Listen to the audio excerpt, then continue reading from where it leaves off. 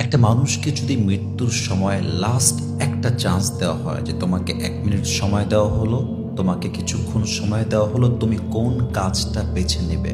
যদি মানুষ সত্যিকার অর্থে মৃত্যুর পূর্বে সময় পায়, মানুষ আসলে কি বেছে নেবে? মানুষ মৃত্যুর সময় চান্স পেলে সর্বপ্রথম যে কাজটা করবে তা হচ্ছে আল্লাহর কাছে খাঁটি দিলে তওবা। যে আল্লাহ, আমি দুনিয়া থেকে বিদায় নিচ্ছি, আমি অনেক পাপ করেছি, আমি তো তোমারই বান্দা, আমি তো মানুষ মাত্রই তো ভুল। হে আল্লাহ, আমার যে গুনাহগুলো হয়ে গেছে, আমি যে অন্যায়গুলো জেনে বুঝে করে ফেলেছি অথবা না বুঝে করে ফেলেছি, আল্লাহ তুমি আমাকে মাফ করে দাও। একটা বার মানুষ তওবা করতে চাইবে আল্লাহর কাছে যে আল্লাহ, আমার তওবাটা তুমি কবুল করো, আমার গুনাহগুলোকে তুমি ক্ষমা করো। এই চান্সটা মানুষ যখন বেঁচে থাকে 1000 বার চান্স পায়, তবুও কাজে লাগাতে চায় না। কত যুবক আমরা আছি, জেনা করেছি, আজ পর্যন্ত একটাবার তওবা করার প্রয়োজনটা মনে করি নাই। কত যুবক আমরা আছি, পর্নোগ্রাফি দেখতেই থাকি, একটাবার তওবা করার প্রয়োজন মনেই করি না। কত যুবক আমরা আছি, কত শতবার যে কত নারীর সাথে আমরা অবৈধ সম্পর্কে জড়িয়েছি, আমরা একটা বারের জন্য তওবা করতে রাজি না। আমরা কত জন আছি সুদ খাই, ঘুষ খাই, হারামে জড়িত, কত নারী আছি বেপর্দায় জড়িত, কত নারী আছে রাস্তাঘাটে বেপর্দায় ঘুরে বেড়ায়, কত নারী আছে হারাম সম্পর্কে জড়িয়ে আছে। একটা বার বেঁচে থাকা অবস্থায় তওবা করার প্রয়োজন বোধটা মনে করে না, অথচ মৃত্যুর সময় যদি চান্স দেওয়া হয়, সর্বপ্রথম মানুষ একটা জিনিস করবে, তার নাম হচ্ছে তওবা। সর্বপ্রথমই কাজটা মানুষ করতে চাইবে যদি তার ভেতরে ইসলামের জ্ঞান থাকে, কোরআনের জ্ঞান থাকে। তবে এজন্য আমরা এই মুহূর্তে তওবা করছি, আল্লাহ আমাদের জীবনে যত পাপ আছে, যত অন্যায় আছে, সবগুলোকে ক্ষমা করে দিয়ে আয় আল্লাহ আমাদের সবাইকে নতুন একটা জীবন শুরু করার তৌফিক দান করো। পড়েন সবাই আমিন।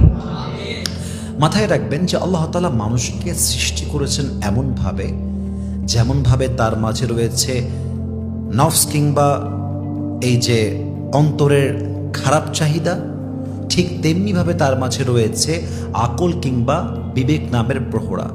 মানুষ তার আকল এবং বিবেক দ্বারা মোটিভেট হয়ে উদ্বুদ্ধ হয়ে ভালো কাজ যেমন করে, ঠিক মানুষ তার নফসের কুমন্ত্রণায় পড়ে খারাপ কাজও করে। কিন্তু আল্লাহ তাআলা বলছেন, খারাপ কাজ যারা করে তাদের মাঝে সবচেয়ে প্রিয় বান্দা হচ্ছে সেই বান্দা যে বান্দা খারাপ কাজ করার পরে সেখানে অটল থাকে না, বরং সে আমার কাছে ফিরে আসে। ওয়াতুবু ইলাল্লাহি জামিআন আইয়ুহাল মুমিনুনা লাআল্লাকুম তুফলিহুন। হে মুমিনরা, তোমরা সবাই তওবা করো যাতে করে তোমরা সফল হতে পারো। আল্লাহ তাআলা বলছেন, যখন আমার বান্দা আমার কাছে ফিরে আসে, বান্দার সমস্ত আমলের মাঝে বান্দার তওবাটা আমি আল্লাহর কাছে সবচেয়ে প্রিয় হয়ে যায়। সুবহানাল্লাহ পড়বেন না আপনারা সবাই? অতএব বোঝা গেল, একজন মানুষ মৃত্যুর সময় যদি চান্স পায়, সর্বপ্রথম কাজ সে বান্দা করবে, তার নাম হচ্ছে তওবা। বলেন সবাই, তার নাম কি?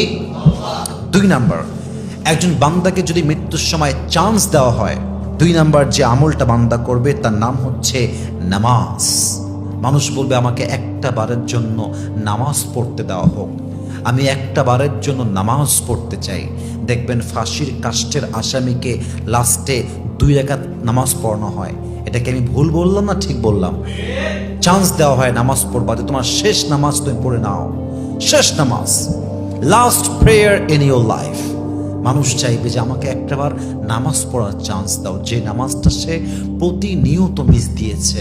ইভেন বাংলাদেশে অহরহ মানুষ আছে যারা জুমার নামাজটাও পড়তে চায় না, ইভেন তারা ঈদের নামাজটাও পড়ে না, তারা নামাজটাকে গুনেই না, তারা নামাজটাকে তাদের লাইফের কোনো অংশই মনে করে না। এরকম লোক আছে না, বলেন সবাই? কিন্তু মৃত্যুর সময় মানুষ চাইবে, আমাকে একটা চান্স দেন, আমি 2 রাকাত নামাজ পড়তে চাই। ওয়া আকিমিস সালাতা লিযিকরি, তোমরা নামাজকে কায়েম করো, আমাকে স্মরণ করো, নামাজটা মিস দিও না। একজন মুমিন যদি মুমিন পরিচয় দেওয়ার পরে সে নামাজ না পড়ে, সে কখনো মুমিন হতেই পারবে না, ঠিক কিনা বলেন? একজন মানুষের প্রথম পরিচয় মুসলমান হিসেবে তার নামাজের মাধ্যমে।